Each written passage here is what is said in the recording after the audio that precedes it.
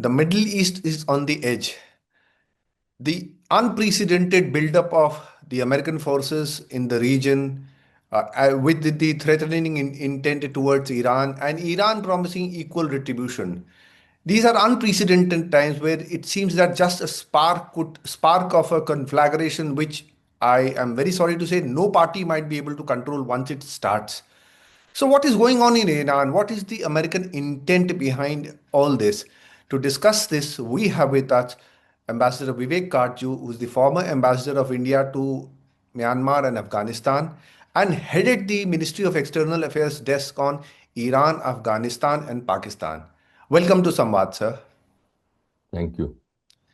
Sir, Steve Witkoff, he was speaking to the special envoy of President Trump to the region, was speaking to Fox News a couple of days ago, where he said that President Trump was basically curious to know as to why Iran has not capitulated till now.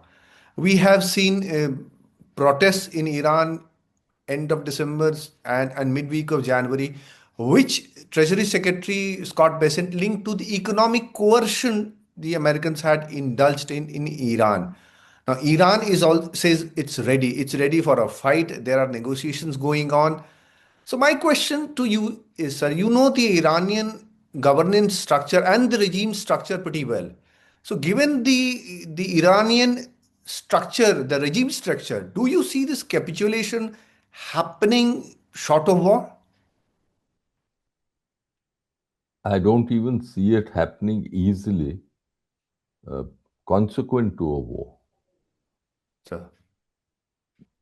I think for this purpose, one has to understand the Iranian character, which is rooted in Shiite theology and Iranian nationalism.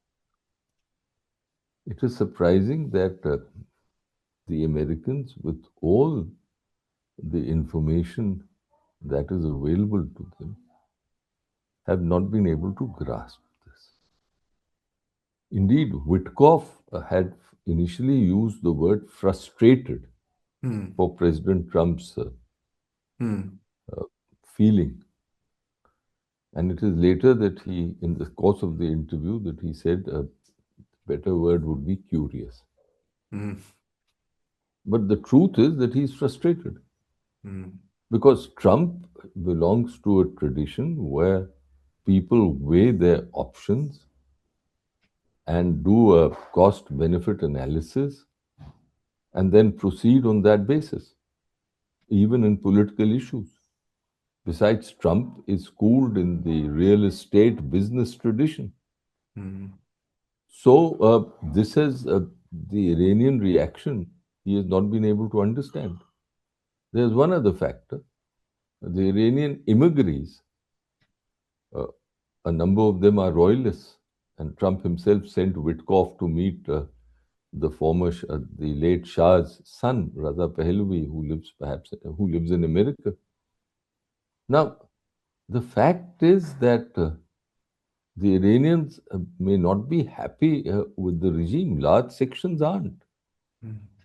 But they don't like being coerced. And in that respect, I see a similarity between Iran and India. We also don't like to be coerced. So therefore, we can understand the Iranian reaction better than the Americans can. And you've rightly said the region is on edge. No one wants, the region doesn't want a war.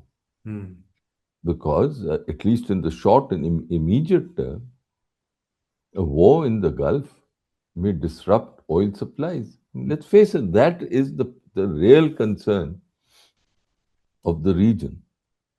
One, oil supply. Second, the ports of the Gulf, such as Dubai, have now become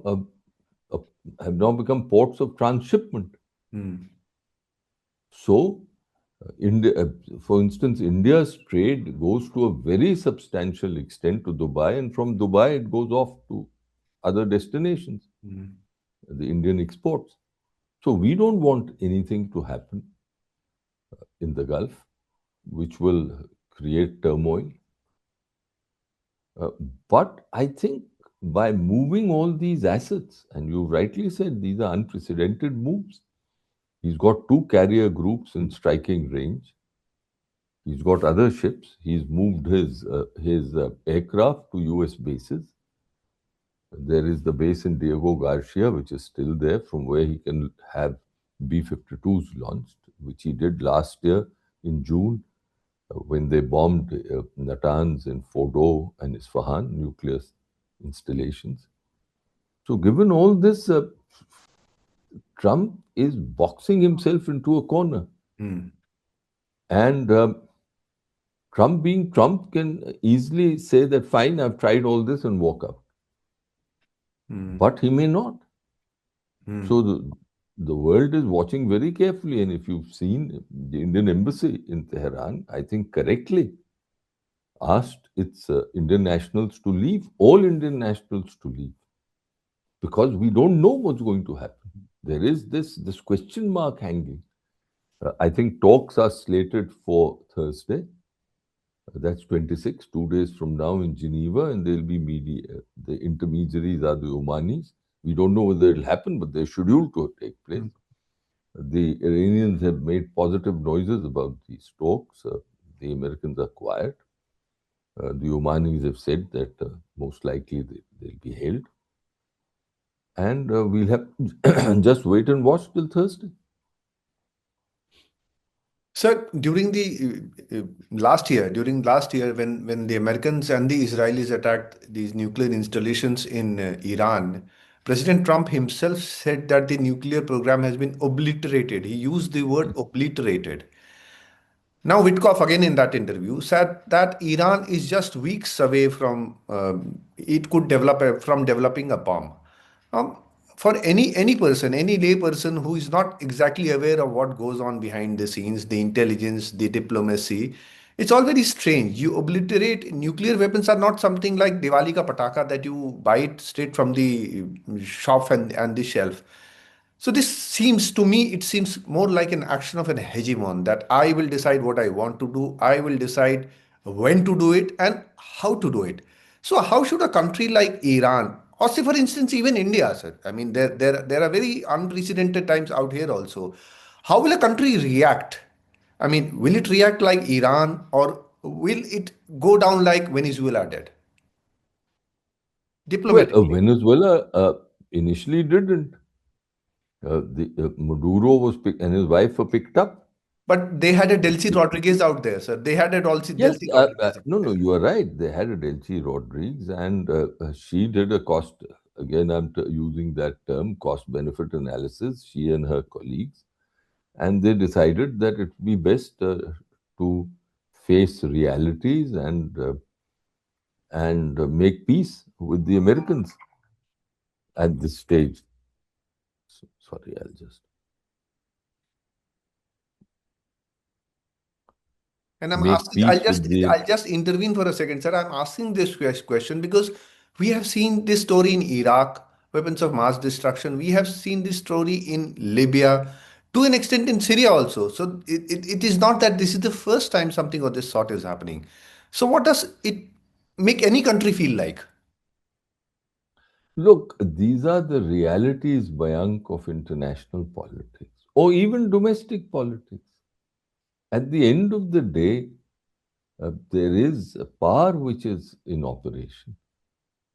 In all these political relationships, whether within a country or interstate, both interstate and within a country, in, within a country, of course, the instruments are far more, which are institutions, if they are working to constrain power.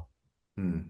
In international relations, the hope was after the Second World War that the use of power will be constrained through international institutions like the UN, like the Security Council, especially the Security Council, where a lot of leeway was given to the P5 members for the maintenance of international peace and security. The problem is that these P5 members themselves are becoming, have been hegemons, and they are hegemonic. There's no doubt about it. So the other countries have to navigate their way through Hmm. depending on their power. and their potential and their national character. Hmm. So it all depends on how it will happen in any particular situation. I think no hard and fast predictions can be made. Hmm. But as I said, in Iran, there is a national sentiment and there is the Shiite sentiment for martyrdom. Hmm. So they will not easily cave in. And what is their potential? Hmm. The potential, I'm sure they've learned lessons. Now, you asked about the nuclear weapons and Trump's claim that the Iranian nuclear program had been obliterated, and this goes back to June last year after the B-52s had struck those three facilities. So obviously, Trump is used to exaggeration. You know, he's not the only leader in the world today who's used to exaggeration. Hmm. So this is part of the political game. This is part of the rhetoric. Hmm. The actual fact is that today, you're right, Witkoff is saying they've enriched uranium up to 46, up to 60%, and within a week, then they can have weapons grade. Now, making that doesn't mean that they'll get the bomb and a delivery system straight away. But that's a major milestone Hmm. in making a weapon, Hmm. enriched uranium, weapons grade uranium. Now, Trump had bombed three facilities. Hmm. The suspicion has always been that Iran has other facilities about which perhaps the world doesn't know or doesn't know fully. Hmm. And as you know, on many occasions this century, the IAE, the International Atomic Energy Agency, has been saying that they aren't fully satisfied with Iranian cooperation on inspections. Hmm. And there have been resolutions against Iran. Hmm. I think in one or two, we ourselves have voted in favor of greater in-depth, uh, in-depth investigations and asking for Iranian cooperation. Hmm. Now, Iran has always maintained that they have no intention of making a nuclear weapon. But Hmm. all these reports have caused suspicions in people's minds, and I think valid suspicions about Iranian intentions. Now, Iran, unlike India, is a member of the nuclear non-proliferation treaty, Hmm. and under that treaty, it forswore nuclear weapons. It's a different matter that I think that treaty itself has been shamelessly, uh, absolutely shamelessly uh, rejected, and quote unquote, uh, by the nuclear weapon states who had sworn that they would work towards elimination of all nuclear weapons. They've done nothing of the kind. Hmm. And there's no possibility that they will do anything of the kind. But Hmm. at the same time, they are insisting that the non nuclear weapon states should conform to their commitments under the treaty. So, this is the position. So that is the discrimination which is galling to a whole lot of nations, and which is perhaps why Mark Carney's speech in Canada received so many positive responses about the middle powers. Because although it was coming from a very hypocritical situation, because they had taken advantage of everything, now once they have been left in the lurch, they have started whining about it. But it's something about Iran also. I mean, I when I read the newspapers and the news clippings, I see that the whole region, it's not only Israel, Saudi Arabia, Qatar, everybody is apprehensive of Iran. So what is it about Iran which makes the whole region apprehensive? They don't seem to be having any friends apart from maybe Yemen and the Houthis and their defensive force and the forward defenses, the Hamas, the Hezbollah. They don't seem to be having any friends in the region. Uh, Mayank, the first principle of international relations is that there's no friendship. I accept that, sir. So it's all a convergence of divergence of interests that is the foundation of international relations. At least that's what I believe. Sir. Now, but there is one aspect which is important. And that is an aspect of trust, Mm. predictability, especially in as sensitive a thing and as nuclear weapons, particularly because of their destructive potential. Mm. In Iran, their actions are such, the divergence between their actions and between their rhetoric is such that it's very difficult to have trust. Mm. The way they negotiate, uh, there's always a discrepancy between between what they've committed and what they can and the actual reality. Mm. By that I mean that their commitments, both verbal and in writing, are very difficult to take Mm. at face value. Mm. So, given all this, there has been a, a great deal of mistrust about the Iranians. Because after all is said and done, when the big boys meet and when senior diplomats meet, uh, they ask that, look, we understand everything, but Mm. can we rely on what you're saying that if there is no war, if Mm. you are not proceeding on these lines, then Mm. can we rely on that? Mm. And signals are given Mm. whether you can or you can't. With the Iranians, they have 20 balls up in the air at all times. So it's very difficult to discern. And hence, there are people who are very wary of Iran. Mm. No one in the world wants the Iranians to have Mm. nuclear weapons. Mm. Sir, now, I mean, to add to all this, the American ambassador to Israel, he's thrown not a pebble, but a whole boulder into the surface of water by saying that Israel has a right over the entire region, say from the old gospel, I would say, from Euphrates to Nile, that whole region they have got a right to rule. So this must be making I mean, even the American allies very sensitive. They are very sensitive about this. So I mean, if at all a war happens, which we pray does not happen, if it happens, is America expected to find support in the region, or will it find resistance from within its allies in the region also? Well, it can. The allies in the region might keep a healthy distance from the Americans if they start behaving as foolishly as the ambassador's comments seem to indicate.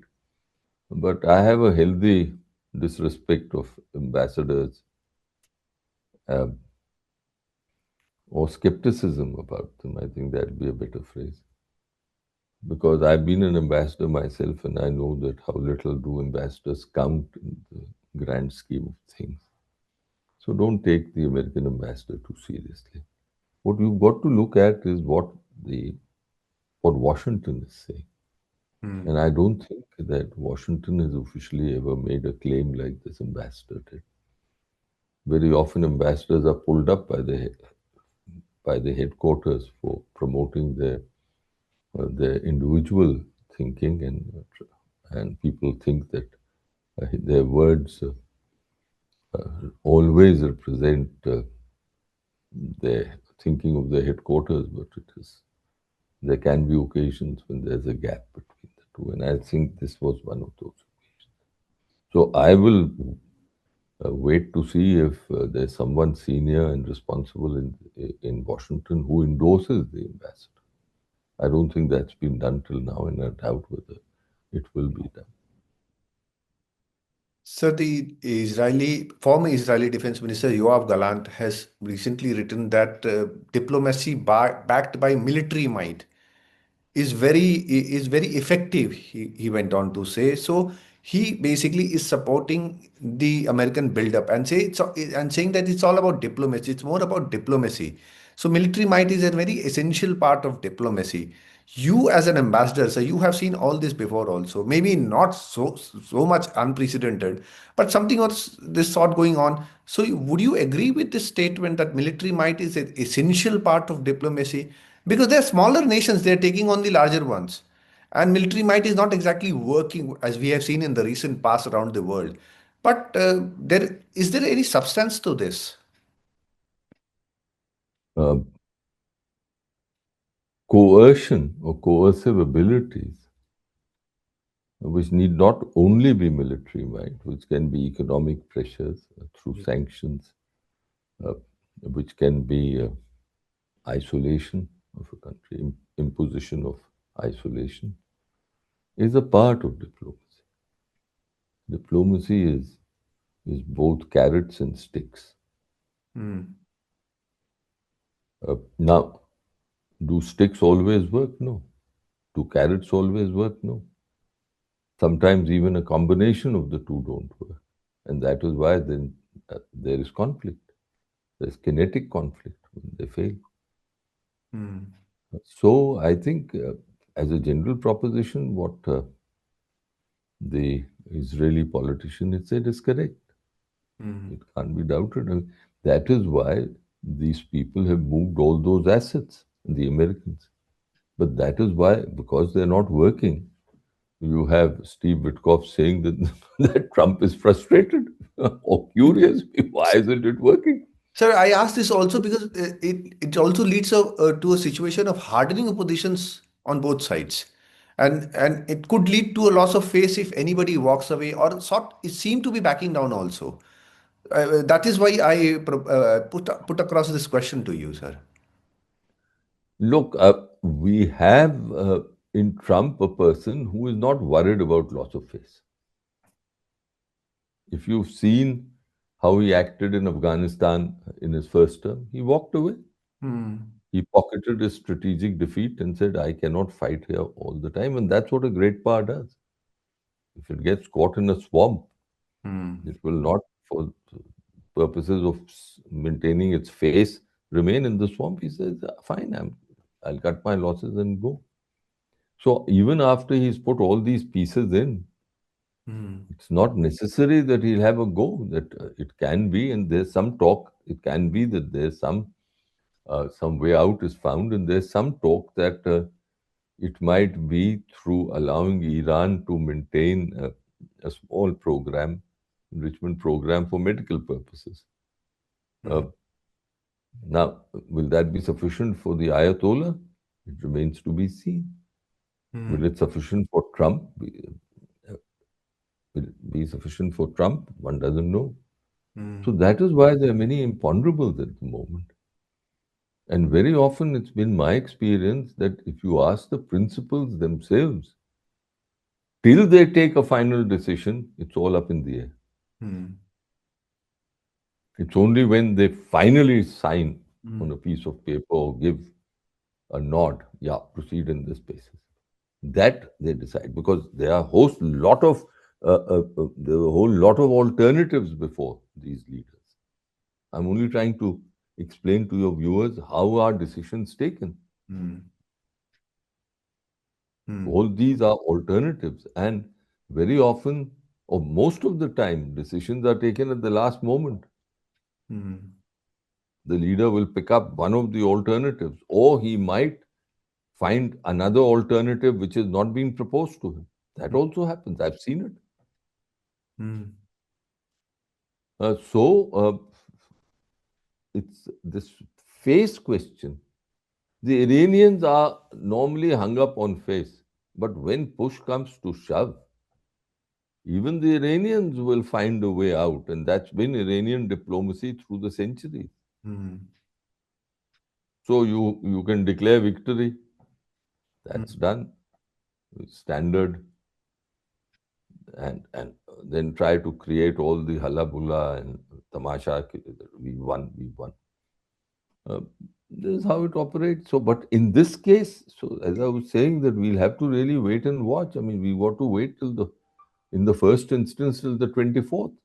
Hmm. But it's all very messy, and therefore it's very worrying. Hmm.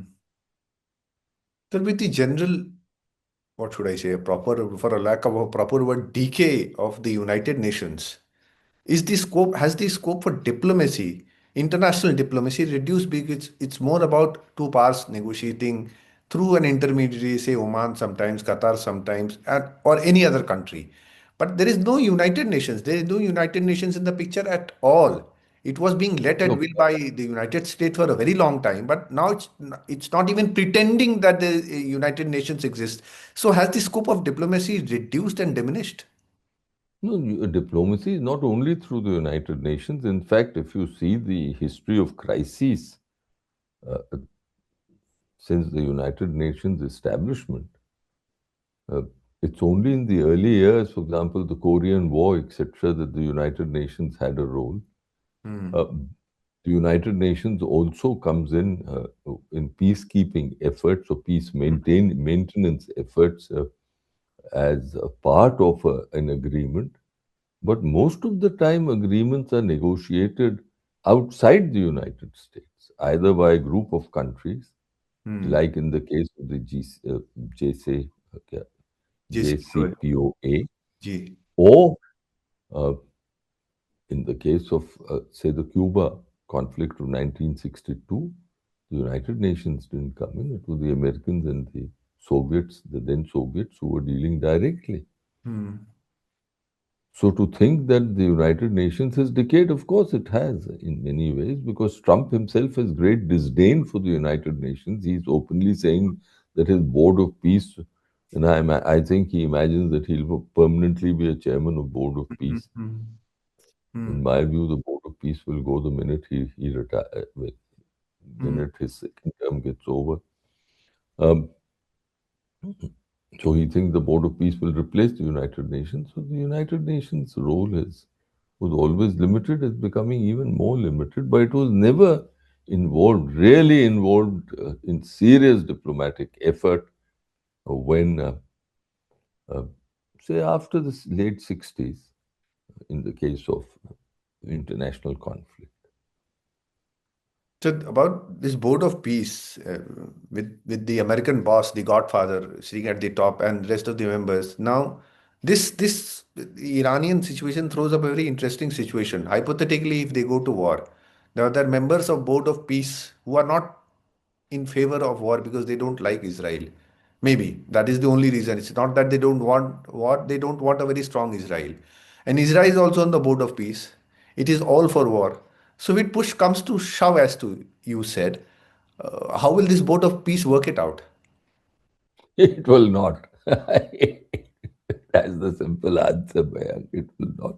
Look, the Board of Peace was originally conceived and approved by the other powers. Uh, in fact, there was a UN Security Council resolution, but it was limited to Gaza. It was not meant beyond Gaza.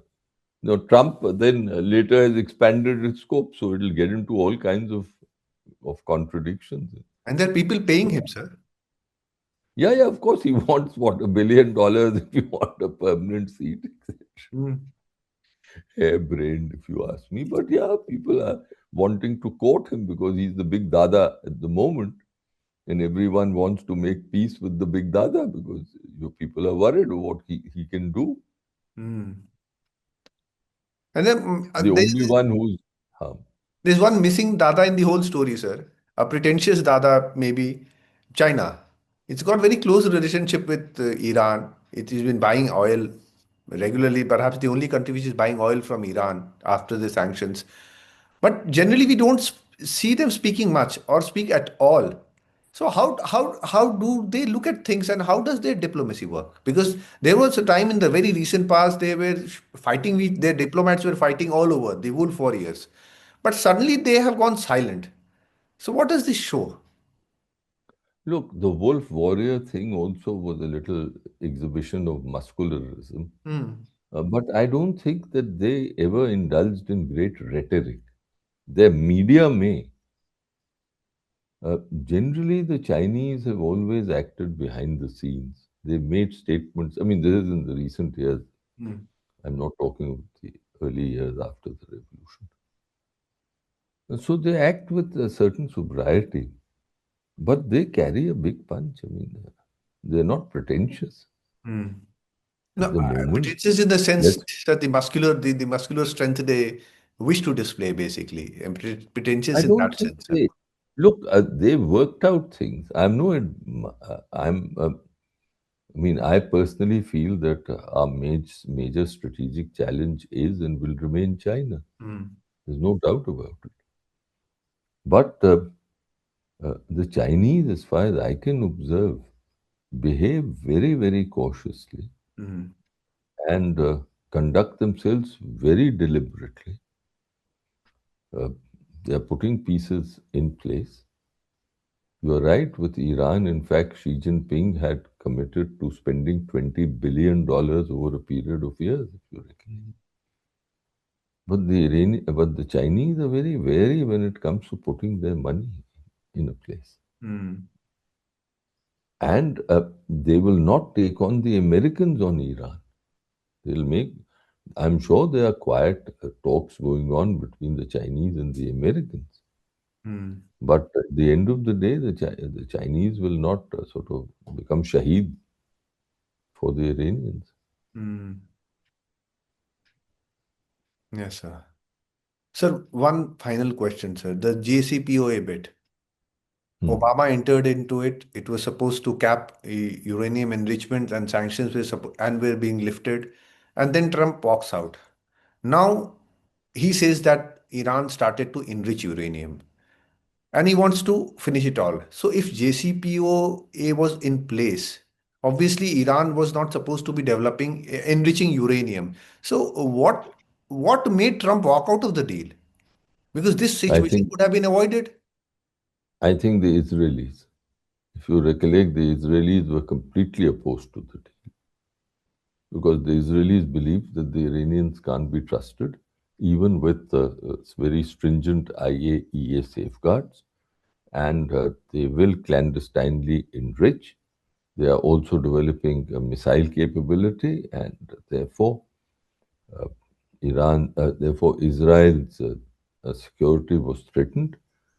There was another reason with JCPOA uh, and the return of funds to Iran and the lifting of oil sanctions. Iran had started using its muscle in the region. That is the time when they started support for the Houthis and Hamas, etc., in far greater measure than earlier. Money is the most important thing in this kind of support, Mayank, as you know. And I think the Israelis were very worried about that aspect also. So those three aspects, nuclear, missile, and that's in one case, uh, and then the proxies, as they are called. So did Iran really err in placing too much trust in these proxies, the Hamas, the Hezbollahs, the Houthis, and spending so much money, so much effort, and finally left defenseless? Was it a wrong military decision? Um, I think the Iranians were perhaps caught by surprise at the Hamas action. Mhm. Wasn't it September October 20, 2023. October 7, 2023? You're right. October 7, 2023. So the I suspect the Iranians were caught at the scope of that action, the sheer barbarity of that action. Mm. Because that changed everything. Mm. That changed all their calculations. And as long as Hamas was there in a position to be like a chain and ball around the Israeli ankle, it was one thing. But after that, the Israelis had no option but to clobber them. So I suspect the Iranians were perhaps surprised because I can't think of that the Iranians would be so adventurous as to allow that to have happened Mm. because that transformed the whole region. Um, so as of now, I think there are all these imponderables, but the main imponderable is the mind of Donald Trump. That is a major imponderable, not only in this case, but in all cases pertaining to interstate or international relations. So that seems to be There is become a method. There is a an method in his imponderable madness. for medical sciences also. The brain. Yeah, we don't know. You see, there is a method in his madness. He decides on something, then he proceeds, but he has no reluctance in doing a volte-face. Hmm. He acts like a real estate. I've often felt that he acts like a real estate businessman. True. That he negotiates, but if he can't get a deal, he just walks out. Hmm. Unlike traditional politicians who thought that there was a loss of face and inconsistency, he Hmm. doesn't believe. In fact, he uses inconsistency as a weapon, as a tool Hmm. to keep other people on edge. Because why are they on edge? Because of the great American power and the power that he has. So if he is inconsistent, you don't know how he is going to act. कल नोचेगा, कल प्यार करेगा, कल क्या करेगा, पता ही नहीं. True. So True. there is a method in his madness, but it is